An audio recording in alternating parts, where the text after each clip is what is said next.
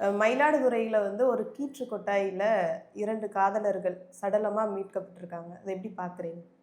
எப்படி பார்க்குறதுனா, தமிழ்நாட்டில நம்ம தொடர்ந்து பார்த்துட்டு வரக்கூடிய ஒண்ணு தான். குறிப்பா இந்த 75 நாட்கள்லேயே அன்னை எவிடன்ஸ் கதிர் அவருடைய அறிக்கை நீங்க பார்த்தீங்கன்னா தெரியும். தமிழ்நாட்டில தொடர்ந்து ஆணவ கொலைகளுக்கு எதிராக களமாடக்கூடியவர், போய் பதிவு செய்து அதை வந்து வழக்காக நடத்தக்கூடிய ஒரு நபர். அண்ணன் சொல்லியிருக்காரு, கிட்டத்தட்ட வந்து இந்த 75 நாட்களுக்குள்ளே பார்த்தீங்கன்னா 9 கொலைகள், இந்த ஆணவ கொலைகள் மட்டுமே எவ்வளோ? கிட்டத்தட்ட இந்த 3 மாசத்திலேயே வந்து 9 கொலைகள் நடந்தேறி இருக்குன்னா, நம்ம தமிழ்நாட்ட என்னன்னு சொல்றது? இந்த விஷயம் நீ மயிலாடுதுறையில பார்த்தீங்கன்னா, நீங்க அது இன்னைக்கு நேற்றைக்கு இந்த சம்பவம் நடந்திருக்கு. இன்னைக்கு அந்த விஷயம் பெருசா வந்து பயங்கர பரபரப்பு வந்து ஏற்படுத்தியிருக்கு.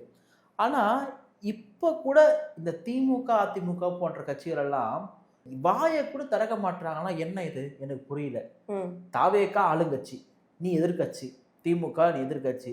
அதிமுக நீ எதிர்க்கட்சி. நீ போய் இந்த பாதிக்கப்பட்ட மக்களுக்காக கூட நிக்க தேவையில்ல. ஒரு அடையாளத்துக்காக போராட்டம் பண்ணலாம். நீ போயிட்டு நான் வந்து பார்த்தேன் தாவேகா ஆட்சியில கொடுமைகள் நடக்குதுன்னு சொல்லியிருக்கலாம். அது கூட வாய் திறக்க மாட்றாங்க. இன்னைக்கும் களத்தில் நிற்கிறது யாருன்னா விசிகாவும் கம்யூனிஸ்டுகள் தான். அங்க அந்த மக்களுக்காக போய் ஆனா களத்துல சில நின்னு பேர் போராட்டம் வந்து பண்றாங்க. இது ஆணவ படுகொலைன்னு சொல்லிட்டு விசிகா தான் திரிக்குது அப்படிங்கிற மாதிரி சொல்றாங்க. ஆணவ படுகொலை தான் சொல்ல முடியும். வாட் எவர் ஏதாவது கூட இருக்கட்டும். நீங்க வந்து அவங்க 18 வயது பூர்த்தி அடையல கூட நீ சொல்லு, ஒரு பிரச்சனையும் கிடையாது. ஒரு ஆணும் பெண்ணும் பேசுறதோ பழகுறதோ வந்து என்ன சர்வதேச குற்றமா? இல்ல காதலிக்கிறது என்ன சர்வதேச குற்றமா? ஏன் ஸ்கூல்ல இதெல்லாம் பண்றது இல்ல? நம்ம ஸ்கூல்ல ஒண்ணு ஆதரிச்சு பேசுறலாம் பொருள் கிடையாது. அந்த வயசுல அது வந்தாதான் வந்து ஆணுக்கும் பெண்ணுக்கும் அவங்களுடைய உடல்நிலை சிந்தனைகள் சரியாக இருக்கு. உனக்கான ஜீன்கள்லாம் ஒழுங்கா வேலை செய்யுது. உனக்கு ஸ்கூல்ல வந்து ஒரு பொண்ணுக்கோ ஒரு ஆணுக்கோ ஒரு பையன் மேல வந்து ஒரு எண்ணமோ இல்ல வந்து காதல் என்கின்ற ஒரு எண்ணமோ வரலன்னா உடம்புல ஏதோ பிரச்சனைன்னு அர்த்தம். அடிப்படையில் உனக்கு ஏதோ பிரச்சனை நினைப்போம். நீ வந்து ஹாஸ்பிட்டலே பார்க்க வேண்டியது. சரி, நான் இப்போ அவ்வளோலாம் கூட போல இதுல பேசிட்டு இருந்திருக்காங்க. இதுல நீங்க தெளிவா பார்த்தீங்கன்னா நீலம் பண்பாட்டு மையத்தோட நிறுவனர் இயக்குனர் நான் பா ரஞ்சித் மிக தெளிவான ஒரு அறிக்கையை வந்து கொடுத்திருக்காரு. என்ன நடந்துச்சு முதற்கொண்டு எல்லாமே கொடுத்திருக்காரு. இதுல பொண்ணுடைய சித்தப்பா நாங்க வந்து உங்களை சென்னையில போயிட்டு வாழ வைக்கிறோம் அப்படின்னு சொல்லியிருக்காரு. அப்போ நீ ஒரு சூழ்ச்சியை பண்ணிருக்கன்றது தெரிய வருது. இது எங்க நடந்திருக்குன்னா பொண்ணுடைய வீட்டான்றது ஒரு 100 அடி பக்கத்துல தான் இந்த கொட்டகை இருக்கு, அங்க பண்ணி வச்சிருக்கானுங்க. எனக்கு அந்த போட்டோ பார்க்கும்போது ரொம்ப அவ்வளோ ஒரு குழந்தை தன்மையா இருக்காங்க. அந்த பொண்ணுலாம் இன்னும் பார்க்க ரொம்ப சின்ன பொண்ணு தெரிறாங்க. அவ்வளோ ஒரு குழந்தை தன்மையா இருக்காங்க. இவங்களுக்கு எப்படி இந்த மனசு வருதுன்னு தெரியல. தான் சொந்த பொண்ணு தன்னுடைய சொந்த உறவினரை வந்து அவ்வளோ சின்ன வயசுல நீ அடிச்சு அவங்கள தூக்குல போட வச்சா என்னடா பண்ண போறீங்க? ஜாதி வச்சு என்னடா பண்ண போறீங்க? ஒன்றும் புரியல. ஒன்றுத்துக்கும் உதகாத இந்த ஜாதியை வச்சுட்டு இவங்க பண்ணக்கூடியது. ரெண்டாவது 2 பேருமே வெளிமொழி சமுதாயம் தான். அப்படியே இவங்க மிகப்பெரிய கோடீஸ்வரர்கள், அப்படியே 10 மில் இருக்குது, 1000 மேக்குது அப்படிலாம் கிடையாது. சாதாரண வேலை செய்யக்கூடியவர்கள் தான் 2 பேருமே. இவங்க அம்மாவும் அவங்க அம்மாவும் நான் ஒரு உதாரணத்தை சொல்றேன். நான் 2 பேருமே இந்த அரசு தரக்கூடிய ரேஷன் கடையில் போய் ரேஷன் அரிசி வாங்கக்கூடியவங்க. இந்த அரசு வந்து சொல்லக்கூடிய ஏரி வேலை செய்யக்கூடியவங்க. இப்படி விளிம்பில் இருக்கக்கூடிய ஒரு சமுதாயம் தான். ஆனா இவங்களுக்குள்ள போயிட்டு நீ அந்த பரம்பரை, நீ இந்த பரம்பரை, சத்திரியன் நீ அப்படியெல்லாம் வந்து நீ வந்து போட்டு வச்சிருக்கன்னா இன்னைக்கு அது எங்க வந்து முடிஞ்சிருக்கு பாருங்க. இது எப்போதான் நிற்கும் அப்படின்னு கேட்டா நாளைக்கு நின்றுமான்னு கேட்டா அது நிற்காது. ஆனா இதை தடுப்பதற்காக இந்த அரசாங்கம் என்ன வந்து நடவடிக்கை எடுத்திருக்கு? வெறுமனையே எஸ்சி ஆக்ட்ல மட்டும் வந்து நீங்க வழக்கு பதிவு பண்ணா போதுமா? இது போன்ற பிரச்சனை கேட்டா போதாது. தொடர்ந்து பல தலித் செயற்பாட்டாளர்கள், பல சமூக செயற்பாட்டாளர்கள் ஆணவ கொலை தடுப்பதற்கு ஒரு சிறப்பு சட்டம் கொண்டு வாங்க அப்படின்றத சொல்றாங்க. ஸ்டாலின் என்ன பண்ணாரு? மதிப்பிற்குரிய முன்னாள் நீதியரசருடைய தலைமையில வந்து ஒரு கமிட்டி ஒன்று ஃபார்ம் பண்ணி பரிந்துரை பண்ணி, எதுக்கு அந்த கமிட்டி அப்படின்னு சொல்றதே ஏமாத்துற வேலை, தேவையில்லாத ஒண்ணு. ஒரு சிஎம் வந்து ஆர்டர் இஷ்யூ பண்ணா வந்து சட்டமாக்கிட்டு போகுது, சட்டமன்றத்தில் நிறைவேற போகுது. இதுக்கு வந்து எந்த கமிட்டியும் போகணுன்ற அவசியமோ இல்ல கமிட்டியின் அடிப்படையில் தான் நீ போகணும்னு சொல்லிட்டு எதுவும் கிடையாது. அந்த கமிட்டி வந்து சும்மா ஒரு கண் துடைப்புக்காண்டி, உண்மையாவே கண் துடைப்பு தான் அது. இப்போ ஒரு கொஞ்ச நாளுக்கு முன்னாடி கூட பார்த்தீங்கன்னா எவிடன்ஸ் கதிர் அவரோட தலைமையில வந்து பல பக்கம் தகவல்களை எடுத்துட்டு போயிட்டு கொடுக்குறாங்க. அவர் முன்னாடி பாஷா அவருடைய முன்னாடி நான் அந்த கூட்டத்துக்கு போயிருந்தேன். நான் நீதியரசருக்கு முன்னாடி போய் கொடுத்துருக்காங்க. சார் நீங்க பண்ணிருக்கீங்க இது வரைக்கும்? இந்த அரசுக்கு என்ன நீங்க சொல்லிருக்கீங்க? எதுவுமே இல்லை. அப்போ கோரிக்கை வைக்கக்கூடியவங்க தான் இருந்துட்டு இருக்காங்க. இப்போ தாவேக அரசு வந்திருக்கு. இப்போ வருகின்ற சட்டசபையில வந்து அடுத்த கூட்டத்தொடரில் இது தொடர்பாக பேசணும்னு சொல்லி வன்னியரசன் சொல்லியிருந்தாரு. இப்போ இது எந்த ஸ்டேஜில் இருக்குன்னு சொல்லிட்டு தெரியல. அப்போ ஏன் இப்போ ஆணவ கொலை தடுப்பு சட்டம் கொண்டு வந்தால் உடனே நின்றுமா எல்லாம் அப்படின்னு சொன்னால் உடனே நிற்காது. ஆனால் ஒரு பயம் வரும். இப்போ ஆணவ கொலை செய்யக்கூடியவனுக்கு, அதை தூண்டி ஓட்டவனுக்கு மரண தண்டனை தான்ப்பா தண்டனைன்னு சொன்னா யாரும் பண்ணுவானா? ஒரு மரணத்திற்கு ஒரு மரணம் தான் தீர்வுன்னு சொன்னா யாரும் பண்ணுவானா? ஏன் நீ பண்ண மாட்ற? வெளிப்படையாக இங்க இருக்கக்கூடிய இடைநிலை சாதியை சார்ந்த சாதி வெறி சங்கத்துடைய தலைவர்கள் எல்லாம் வெளிப்படையா தாவே காட்சிக்கு பிறகாகவே போராட்டம் பண்றாங்க, பேட்டி கொடுக்குறாங்க. என்ன கூறானுங்கன்னா, இந்த ஆணவ கொலை தடை சட்டத்தை அரசு கொண்டு வரக்கூடாது. குறிப்பா வன்னியர் சன்ன விசிகா போன நபர்களாக இந்த அரசு நெருக்கமா இருக்கிறதுனால இவங்க அவங்க சமுதாயத்துக்கு ஆதரவாக சில வேலைப்பாடுகளை செஞ்சுக்கிறாங்க. அப்ப இதன் மூலமா வந்து இந்த கவர்மெண்ட் என்ன எஸ்சிக்கான கவர்மெண்டா? நான் என்ன கேட்குறேன், ஆணவ படுகொலை தடுப்பு சட்டம் கொண்டு வந்தா தப்பு செய்யறவன் பயப்படலாம். இப்போ ஒரு பெண்களுக்கு எதிரான ஒரு குற்றத்தை செய்யறான்னா பெண்களுக்கு ஆதரவாக பெண்களை பாதுகாக்கக்கூடிய சட்டம் கொண்டு வந்தா நீ பயப்படலாம். டேய், நீ ஏன்டா ரோட்ல இருக்கிற பொண்ணை போயிட்டு கை பூச்சி எடுக்க, ரோட்ல இருக்கிற பொண்ணை போயிட்டு நீ அபியூஸ் பண்ண போற? எவனும் நல்லவனும் பயப்பட போறது கிடையாதுல்ல. நீ ஏன் பயப்படுறன்னா, அப்போ உன்னுடைய சமுதாய சார்ந்தவங்க எல்லாம் இப்படிதான் பண்றாங்க நீயே சொல்ல வரையா? வெளிப்படையா ஒரு நபர் வந்து பேட்டி இசைக்கு தேவர் நினைக்கிறாங்க, அவர் வந்து வெளிப்படையா சொல்றாரு கொண்டு வரக்கூடாது அப்படின்னு சொல்லிட்டுலாம். அப்போ இது போன்ற நபர்களை எல்லாம் பேசுவது இந்த அரசு வேடிக்கை பார்த்துட்டு இருக்கான்னு ஒரு கேள்வி இருக்கு. அப்போ நீங்க உடனடியாக ஆணவ கொலை தடுப்பதற்கான தடுப்பு சட்டத்தை வந்து கொண்டு வரல அப்படின்னா இது தொடர்ந்துட்டு தான் போகும். 3 மாசத்துல ஒரு 9 கொலைகள் அப்படின்னா நமக்கு நினைச்சு கூட பார்க்க முடியல. பார்த்திபனோட அப்பா பேசும்போது ஒரு விஷயம் சொல்லியிருந்தாங்க, நாங்க 29th போய் கேஸ் கொடுத்துருந்தோம் பொண்ணு வீட்டு பக்கம் அப்படின்னு சொல்லியிருந்தாங்க. அப்போ கேஸ் கொடுத்துருந்தாங்க, பொண்ணோட அப்பாவை வந்து கூப்பிட்டு அழைச்சு நாங்க விசாரணை செஞ்சோம்னு சொன்னாங்க. அந்த இடத்துலயே வந்து பையனோட உசுருக்கு பாதுகாப்பு வேண்டும் அப்படின்னு ஒரு கோரிக்கையை நாங்க வச்சோம் அப்படிங்கிற மாதிரியே சொன்னாங்க. அப்போ போலீஸ் வந்து எதுக்கு அந்த பையனுக்கு பாதுகாப்பு கொடுக்கல? அவங்க கொடுத்துருந்தாங்க அப்படின்னா இந்த இன்சிடென்ட் இப்ப தவிர்க்கப்பட்டு. இது ஒண்ணு. ரெண்டாவது, பெண் வீட்டு சைடு போயிட்டு என் பொண்ணை காண சொல்லிட்டு ஃபேக் கம்ப்ளைண்ட் கொடுத்துருக்காங்க. போயிட்டு இந்த கொலை நடக்கிறதுக்கு முன்னாடி ஃபேக் கம்ப்ளைண்ட் போய் கொடுத்துருக்காங்க, என் பொண்ணை காண சொல்லி நாடகம் ஆடி இருக்காங்க. அப்போ இந்த நாடக கும்பல் என்ன பண்ணலாம்? பொண்ணு காணன்னு சொல்லி கொடுத்துருக்க, பையன் தரப்புல பாதுகாப்பு கொடுங்க சொல்லி கேட்டிருக்காங்க. அதாவது பொதுவாகவே வந்து காவல்துறை இருக்கக்கூடிய மைண்ட் செட் எப்படின்னா, இந்த மாதிரி விஷயங்களும் அங்கே வந்து கேர் பண்ணிக்க மாட்டாங்க. இது பெரிய சென்சேஷன் ஆகி பெரிய சிக்கலாகி இளவரசன் போன்ற ஒரு பேசப்பட பொருளாக மாறினா அதாவது பேசப்பட பொருளாக மாறும். ஸோ இன்றைக்கும் பல இடங்களில் வந்து இப்போ நமக்கு இது தெரியுது, நம்ம பேசுகிறோம், தெரியாமல் எவ்வளோ கொலைகள் வந்து நடந்துட்டு தான் இருக்குது, நடக்காமலாம் கிடையாது. அப்போ இதை தமிழ்நாட்டை நம்ம என்ன விதமான தமிழ்நாடை மாற்றி வச்சுருக்க ஒரு கேள்வி இருக்குது. இவனுங்க பேசக்கூடிய ஜாதி வெறி பெருமைகள்லாம் இவங்களுக்காக என்ன பண்ண போகுது? தன் சொந்த பொண்ணை வந்து கொலை பண்ணுறானுங்க, தன் சொந்த சகோதரியை வந்து கொலை பண்ணுறானுங்கன்னா இவனுங்க கொலை பண்ண என்ன சாதிக்க போகிறானுங்க? நீங்கள் எப்போ வாடுவீங்க? நீங்கள் ஒரு கொலை பண்ணுறீங்கன்னா ஒரு மனிதனை வந்து கொலை பண்றதுக்கான அதிகாரம் உனக்கு யாரு கொடுத்தது? ஆனா அவங்க அப்பா பக்கமே சில விஷயங்கள் சொல்றாரு இல்லையா, நான் எதற்கு என் பிள்ளையை கொல்ல போறேன் ஒரு விஷயம். சரி, யார் பண்ணா சொல்லு, நீ பண்ணலப்பா, கொல்ல போறேன் பண்ணல, யார் பண்ணா? இன்னொன்னு அந்த பையன் வீட்டுல இருந்து வந்து இப்ப என் வீடு வாசல் எல்லாத்தையும் இப்படி நொறுக்கி போட்டு போயிருக்காங்க, இந்த இடத்துலயே என் வீடு மட்டும்தான் இருக்கு அப்படிங்கிற மாதிரி அவரும் ஒரு கோரிக்கை வைக்கிறாருல்ல. அதாவது கோரிக்கை கிடையாது, அயோக்கியத்தனம். அது என்னன்னா, சரி நீ பண்ணல, யார் பண்ண? இப்போ 2 பேரும் வந்து வாழறதுக்கு வந்து இருக்கக்கூடிய ரொம்ப சின்ன பசங்க, அவங்க தற்கொலை பண்ணிக்கணும் என்று அந்த எந்த அவசியமும் கிடையாது. கடைசியா என்ன பண்ணுவாங்க, தற்கொலை மாதிரி முடிக்கிறது பிளான் பண்ணுவாங்க. அவங்க தரப்புல கூடிய நியாயங்கள் அப்படியே சொல்லுவாங்க, நாங்க ஏன் பண்ண போறோம் அப்படி சொல்லிட்டு. இதே மாதிரிதான் இளவரசனை பண்ணாங்க. இளவரசனுடைய படுகொலையை தற்கொலை என்று மாற்றுவதற்கு எவ்வளோ முயற்சிகள் பண்ணி கிட்டத்தட்ட தற்கொலை சொல்றதை மாத்திட்டானுங்க. அப்போ இது மாதிரி விஷயங்கள் என்ன பண்ணுவாங்கன்னா, பாருங்க 2 பேரும் தூக்கு போட்டுருக்காங்க.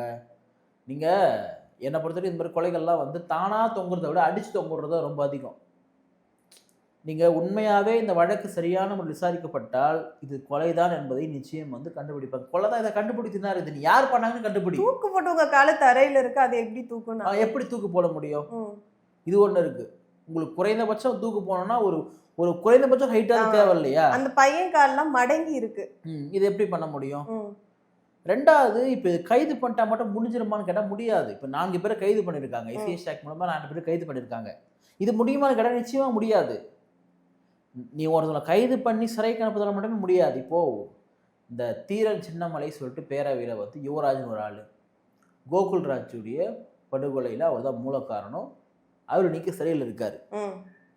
அவருக்கு வந்து மரண தண்டனை வந்து கொடுக்கல, அவருக்கு வந்து ஆயுள் தண்டனை தான் வந்து கொடுத்தாங்க.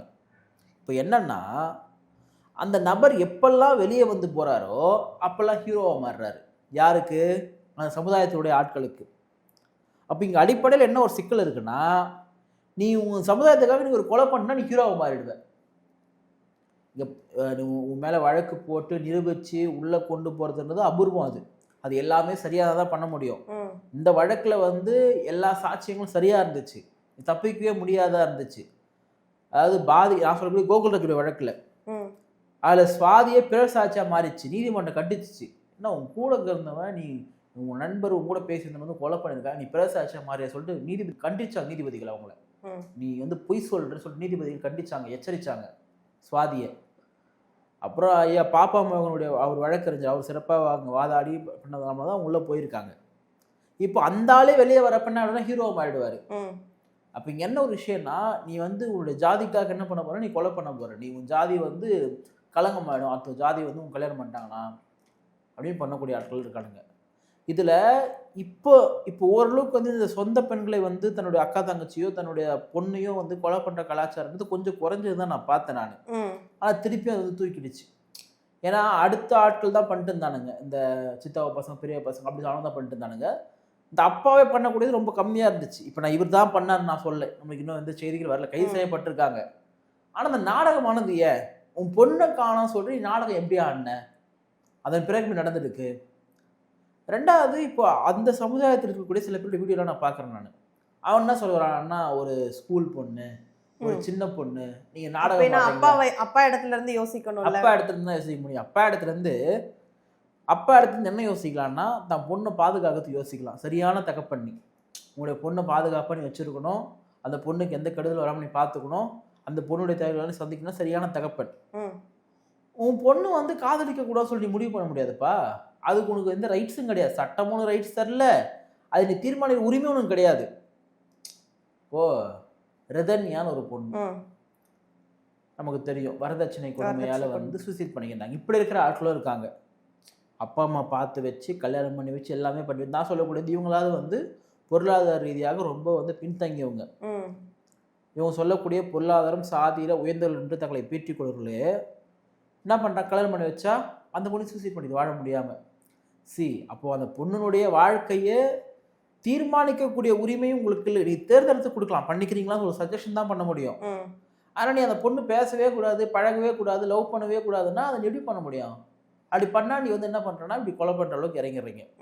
அவங்க தரப்பாட்கள்லாம் சொல்லலாம், நீ நாடக காதல் பண்ற, இவங்களுடைய கும்பல்கள், இவங்களுடைய சமுதாய தலைவர்கள் சொல்லிட்டு இவன் நேராக என்ன பண்ணுவான்னா, இந்த விஷயத்த 2 பேரோட பிரச்சனையை வந்து எப்படி மாத்திருவான்னா, 2 சமுதாய பிரச்சனையாக எடுத்துருவான். கடைசியாக எங்கே வந்து நிற்பானுன்னா, நான் திரும்ப கிட்ட நிற்பானுங்க. இவங்க தான் தூண்டி விடுறாங்க. எந்த இடத்துல இந்த பிரச்சனையும் திரும்ப அவர்கள். ஆமா, ஆனா இன்னைக்கும் களத்தில் நிற்கிறது அங்கே விசிகா தான், கம்யூனிஸ்டுகள் தான். எனக்கெல்லாம் என்ன ஆத்திரம்னா, இந்த திமுக அதிமுக போன்ற கட்சிகள் பேருக்கு இப்போ நிற்க மாட்டேங்களாடா போயிட்டு டே. அப்புறம் நீங்கள் எப்போ கொஞ்சம் கூட வந்து உங்களுக்கு வெக்கறதா, ஓட்டு மட்டும் கேட்குறீங்க, ஒரு உயிர் போயிருக்கு, அந்த உயிர்களுக்கு நியாயம் கேட்க கூட நீங்கள் வந்து நிற்க மாட்டீங்கன்னா எனக்கு புரியல. நியாயமாக தமிழ்நாட்டில் எதிர்க்கட்சி யாரு? திமுக. திமுக போய் நிற்கலையே, போய் போராட்டம் பண்ணலையே. அடா நீ பேருக்கா கூட பண்ணுறேன்னு வச்சுக்க, பண்ணலையே. இன்னைக்கு விசிக அமைச்சர்கள் இருக்கு, கிட்டத்தட்ட விசிக வந்து ஒரு ஆளுங்கட்சி, அவங்க போய் நின்று போராட்டம் பண்ணுறாங்க, அது கூட நீ பண்ண மாட்டுற. அப்போ இந்த பிரச்சனை இவங்க அப்படி திசை திருப்பாங்க. ஒன்று விசிகா ஆனால் திரும்ப அப்படி திசை திருப்பிடுவானுங்க. இப்போ என்ன பண்ணுவாங்க, அந்த சமுதாயத்துடைய ஆட்கள் மட்டுமே இல்லாமல் அதர் ஓபிசி தான் இருக்கானுங்க. நான் சொன்ன மாதிரி பல ஓபிசி லீடர்ஸ்லாம் இருக்கானுங்க. லேடிஸ் தான், பெரிய லீடர்ஸ்லாம் கிடையாது, லெட்டர் பட வச்சவனுங்க ஒரு 100 பேர் 50 பேர் இருப்பானுங்க இயக்கத்தில். அப்போ அவங்கெல்லாம் ஒன்று என்ன பண்ணுவாங்கன்னா வந்து அவங்க சமுதாயத்துடைய ஆட்களை சப்போர்ட் வைப்பாங்க. இப்படி தான் இளவரசனுடைய வழக்கில் பண்ணாங்க. இப்போ ராமதாஸ் என்ன பண்ணாருன்னா, ராமதாஸ் வந்து ஒரு காலத்தில் உண்மையாகவே பட்டியல் சமுதாய மக்களுக்காக பேசியிருக்காரு, அம்பேத்கர் கொள்கை தலைவர்னு சொன்னார், எல்லாமே பண்ணவர் தான். ஆனால் அதன் பிறகாக நான் தலித் கூட்டமைப்பு கட்டமைச்சார். நீ வந்து 20% நான் 80% வா மோதிக்கலாமா? யார் 80%? தமிழ்நாட்டில் இருக்கிற ஓபிசி எம்பிசிலாம் சேர்ந்து 80%, எஸ்சி நீங்கள்லாம் 20% வாங்க மோதிக்கலாமான்ற அளவுக்குலாம் பேசினவர் தான் ராமதாஸ். ஒரு நான் தலித் கூட்டமைப்பு வந்து ஏற்படுத்தினவர் தான். இன்னைக்கு பாவம் அவர் எந்த நிலைமையில் இருக்காருன்னு நமக்கு தெரியும், இப்போ அதை பேச வேண்டாம். ஆனால் இதையும் இப்படி திசை திருப்பானுங்க. இப்போ ஆணவ கொலை தடுப்பு சட்டம் வேணும்னு சொல்லி வலியுறுத்தும் பொழுது இதே இந்த ஓபிசி இருக்கக்கூடிய தரப்பு வந்து பண்ணக்கூடாது, நீங்கள் பண்ணீங்கன்னா அந்த சமுதாயத்தினருக்கு ஆதரவாக மாறிட்டு எங்களுக்கு எதிராக மாறிடுவீங்க அப்படின்னு சொல்லுவாங்க. எனக்கு இந்த தாவேக அரசு பண்ணுமான்னு சொல்லி தெரியும். என் நம்பிக்கை இருக்குது, விஜய் அவர்கள் மேலே ஒரு நம்பிக்கை இருக்குது. அவர் வந்து பட்டியல் சமுதாய மக்களுக்கு பிரதிநிதித்துவம் தராரு. அந்த பிரதிநிதித்துவம் என்பது உரிய பிரதிநிதித்துவம். நான் வந்து இவங்களை அரவணைக்கிறாரு, இவங்களுக்காக தந்தாருன்னு கூட நான் சொல்ல, எது நியாயமோ அது கொடுக்குறாரு. வன்னியருக்கு என்ன ரெப்ரஸன்டேஷனும், வன்னியர்களுக்கு என்ன இடஒதுக்கீடோ அதுக்கேற்ற மாதிரி வந்து கொடுக்குறாரு. பறையர்களுக்கு என்ன, தேவேந்திர குல சமுதாயத்துக்கு என்ன, முக்குலத்தூருக்கு என்ன, அதன் ஏற்றபடி அமைச்சரவை கொடுத்துருக்காரு. அப்போ இந்த 6 அமைச்சர்கள் வெறுமனையாக வந்து பறையர்களுக்கு மட்டுமே எப்படி கிடைச்சிருக்காங்கன்னா, தனிப்பெரும் சமுதாயமாக தமிழ்நாட்டில் பெரும்பான்மை சமுதாயம் பறையர் சமுதாயம் அதன் அடிப்படையில் தான் கொடுத்துருக்காங்க. ம், இவங்களுக்காக கொடுத்தாங்க அப்படின்லாம் கிடையாது. ம், அப்போ அப்படிதான் இவங்க சமூக நீதியை பார்க்குறாங்க தவிர முழுக்க கொடுத்துட்டாங்கன்னு கூட நான் சொல்ல வரல. இப்போ ஆணவ படுகொலை தடுப்பு சட்டத்தை இந்த அரசு வந்து கொண்டு வராத வரைக்கும் இன்னும் இது போன்ற பல விஷயங்கள் நடந்துட்டு தான் இருக்கும். இப்போ மக்கள் மத்தியில ஒரு பேச்சு என்ன போய்கிட்டு இருக்கு அப்படின்னா, இப்போ அதர் கண்ட்ரீஸ்னு பார்த்தோம்னா என்னென்ன தப்பு, பாலியல் தப்பு நடந்தாலும் சரி, இல்ல இப்படி கொலைகள் நடந்தாலும் சரி, என்ன குற்றங்கள் நடந்தாலும் அந்த இடத்துலயே சில இடத்துல பனிஷ்மெண்ட் பண்றாங்க. அப்படி இல்லைன்னா மற்ற பனிஷ்மெண்டா இருந்தாலும் உடனே தூக்கோ அல்லது வேற ஏதோ கரெக்டா போட்டுறாங்க. ஆனா தமிழ்நாட்டை பொறுத்தளவுக்கு மட்டும் எந்த இதுமே எல்லாத்தையும் விட்டு பிடிச்சு பண்ணி தான் இவ்வளவு தூரத்துக்கு ஆளாயிருக்கு தமிழ்நாடு. இந்தியாவில் இப்படிதான். இப்போ நீங்க அரபு நாடுகள் சொல்ற மாதிரி நீங்க சொல்றீங்க. அரபு நாடுகள்லாம் உடனே வெட்டுவான், உடனே அங்கே நடு ரோட்டில் வந்து உடனே தூக்கில் போடுவான். அந்த மாதிரி பண்ண முடியாது. ஒவ்வொரு சிஸ்டத்துக்கும் ஒவ்வொன்று இருக்கு. டெத் இப்போ சில பேர் மரண தண்டனை எதிர்ப்பாங்க. நான் எதிர்க்க மாட்டேன். எனக்கு தனிப்பட்ட முறையில் வந்து மரண தண்டனை இருக்கணும் தான் நினைப்பேன். எப்படி எடுத்துட்டானே எப்படி பயம் இல்லாமல் இருப்பாங்க? வெறுமனையாக வந்து அவன் வந்து வெறுமனையாக வந்து சிறையில் மட்டுமே ஆட்களை முழுமுந்த திருந்துடுவான். அவன் வேண்டாம். ஒருத்தருக்கு பயம் இருக்கணும்னா அவன் தான் உயிர் பயத்துல பெரிய பயம் எந்த பயம் கிடையாது. என்னை பொறுத்த வரைக்கும் மரண தண்டனை கூடாது. ஒரு கொலைக்கு ஒரு கொலை தீர்வாக என்னை பொறுத்த அப்படிலாம் கிடையாது. நீ கொலை பண்றதும் தைரியம் தான். நீ எல்லாம் வாழ்ந்து ஒண்ணு கிடிக்க போறது கிடையாது. வெளியில விட்டு அடுத்தவங்களுக்கு நீ வந்து சமுதாயத்தினுடைய சாபக்கேடு. புரியுதா? நீ வந்து ஒரு மோசமான ஒரு மிருகம். நீ ஒன்றும் வாழ்ந்து கிழிக்க போறது கிடையாது. அப்போ அதை வலியுறுத்துறேன் நான் அப்போ நீங்க கேக்குறீங்களா, சட்டத்தில் இருக்கு அது ப்ரொவிஷன். பட் கொடுக்கறது பல காலதாமதம்லாம் இருக்கு. அதுல இப்போ நிறைய வழக்குகள் எல்லாத்துலயுமே தமிழ்நாடு அரசு வந்து ரொம்ப இந்தியா முழுக்குமே அப்படிதான் சொல்றேன் நான். வெறுமனே தமிழ்நாடு மட்டுமே. ஏன்னா நம்முடைய இந்தியாவோட லீகல் ப்ரொசீஜர்ன்றது ரொம்ப உங்களுக்கு பெருசு. அது நிறைய வாய்ப்புகளை கொடுக்கும். அது சரியானதுமே கூட. பட் இன்னைக்கு சில விஷயங்கள் விரைந்து பண்றாங்க. இன்னைக்கு நீங்க ஒரு 10 வருஷத்துக்கு முன்னாடி 5 வருஷத்துக்கு முன்னாடி இருந்த நீதிமன்றத்தினுடைய ப்ரொசீஜர்லாம் கொஞ்சம் லாங்கா இருந்தது. ஆனா இன்னைக்கு குற்றப்பத்திரிக்கையில ஓரளவுக்கு விரைவாக தாக்கல் பண்ணப்படுது. வழக்குகள் விரைவாக விசாரிக்கப்படுது. இன்னைக்கு கொஞ்சம் ஸ்பீட் ஆயிடுச்சு. அண்மையில கூட ஒரு 3 வயது சிறுமியை வந்து பாலியல் வன்புணர்வு செய்து கொலை செய்த ஒரு நபருக்கு வந்து மரண தண்டனை கொடுத்திருக்காங்க. அதை உறுதிப்படுத்திருக்காங்க. அது உயர்நீதிமன்றம் உறுதிப்படுத்திருக்கு. அப்போ இது போன்ற தீர்ப்புகளை உறுதிப்படுத்துறாங்க தான். பட் இந்த மாதிரி ஆணவ கொலை செய்யக்கூடியவங்களுக்கும் நீங்க மரண தண்டனை தான் கொடுக்க வேண்டும் என்பதுதான் என்னுடைய எதிர்பார்ப்பு. அதுக்காக நீ தனி சட்டம் கொடுக்கணும்னு சொல்றேன். நீங்க சட்டமன்றத்தில் ஒரு சட்டத்தை நிறைவேற்றி குடியரசுக்கு அனுப்புனீங்கன்னா அவங்க ஒப்புதல் கொடுக்க போறாங்க. ஒப்புதல் கொடுக்கலன்றது அப்பாற்பட்ட விஷயம். நம்ம பண்ணணும் இல்லையா? இந்த குழு போடுற, இந்த கண்காணிக்கிற, இந்த அறிக்கை வாங்குற, இது எல்லாமே சும்மா கண் துடைப்பு. திமுக பண்ண தவிர இப்போ தாவேக பண்ணக்கூடாதுன்னு நினைக்கிறோம். வாழ வேண்டிய பசங்களை சின்ன வயசுல இழந்துட்டு இருக்காங்கன்னா அந்த குடும்பத்துக்கு அது எவ்வளவு பெரிய இழப்பு. அவனை நம்பிதான் அந்த குடும்பம் வந்திருக்கும். அப்போ ஒரு குடும்பத்தினுடைய சந்ததியை நீங்க அழிச்சிட்டீங்க. அப்ப இதெல்லாம் எப்படி உங்களுக்கு இது ஒரு இன்னும் ஒரு 20-30 வருஷம் குடும்பம் இது செய்ய முடியாது. ஏன்னா ஒரு பையன் தான் இருந்திருக்கான். இப்போ இதெல்லாம் இந்த அரசை கருத்தில் கொண்டு ஆணவ கொலை தடுப்பதற்கான தனிச்சட்டத்தை கொண்டு வருவதன் மூலமா மட்டுமே தான் இது போன்ற விஷயங்களை தடுக்க முடியும். நான் ஒழிக்க முடியும் கூட சொல்ல, நாளைக்கே ஒழிஞ்சுன்னு சொல்ல, நான் தடுக்க முடியும். ஒரு பயம் வரும். நீ ஆணவ கொலை பண்ணனா உன்னையும் தூக்கில் போடுவாங்களா அப்படின்னு சொல்ற பயம் வந்தால் மட்டுமே தான் தமிழ்நாட்டில் ஆணவ கொலைகள் கொஞ்சம் கொஞ்சமாக குறையும், தடுக்கப்படும். இல்லை நான் பண்ண மாட்டேன் அப்படின்னு சொன்னால் இன்னும் மோசமான முறைகள் தான் இருக்கும். அப்புறம் நம்ம பெரியார் மண்ணு, திராவிடம், வாட்டவர் சமூக எது பேசினா ஒரு பயனும் கிடையாது. தமிழ்நாட்டில் ஜாதி சார்ந்த பிரச்சனைகள் வந்து நாளுக்கு நாள் வந்து ரொம்ப ஒழிஞ்சிருச்சுலாம் கிடையாது, வளர்ந்துட்டும் இருக்குது. தமிழ்நாட்டில் போதையை நீங்கள் எப்படி வந்து ஒழிக்கிறதுக்கு தீவிரம் காட்டுறீங்களோ அதே மாதிரி ஆணவ படுகொலை தடுப்பதற்கும் தீவிரத்தை காட்டுங்க. போதை விஷயம் என்று சொன்னால் சாதி அதை விட பன்மடங்கு விஷயம். போதையாவது கொஞ்சம் கொஞ்சமாக தான் சாவடிக்கும், ஜாதி ஒரே நாளில் சாவடிக்கும். 2 பேரும் இப்போ சாவடிச்சு பார்த்தீங்களா? அந்த மாதிரி ஜாதி ஒரே நாளில் சாவடிக்கும். அப்போ அரசு போதையில் நீங்கள் வந்து கான்சென்ட்ரேட் பண்ணுற மாதிரி இதுலையும் பண்ணுங்க. இன்னொரு விஷயம் சொல்கிறேன், போதைன்றது டாஸ்மார்க்கும் சேர்த்து தான். அதை ஒழிக்காமல் நீங்கள் வெறுமனையாக நான் பவுட்ரு கடத்தணும் பிடிக்கிறேன், கொக்கைன் கடத்தணும் பிடிக்கிறேன், கஞ்சாவை பிடிக்கிறேன்னா அது மேட்ரு கிடையாது. சாராயமும் போதை தான். அப்போ அதையுமே ஒழிக்கணும் தான். தாவேக அரசுக்கு மக்கள் மீது ஒரு நம்பிக்கை இருக்குது. அதனால தான் விஜய் அவரை தேர்ந்தெடுத்திருக்காங்க. அந்த நம்பிக்கையை நீங்கள் காப்பாற்றிங்கன்னா இது போன்ற விஷயங்கள் நீங்கள் பண்ணால் மட்டுமே தான் காப்பாற்ற முடியும்.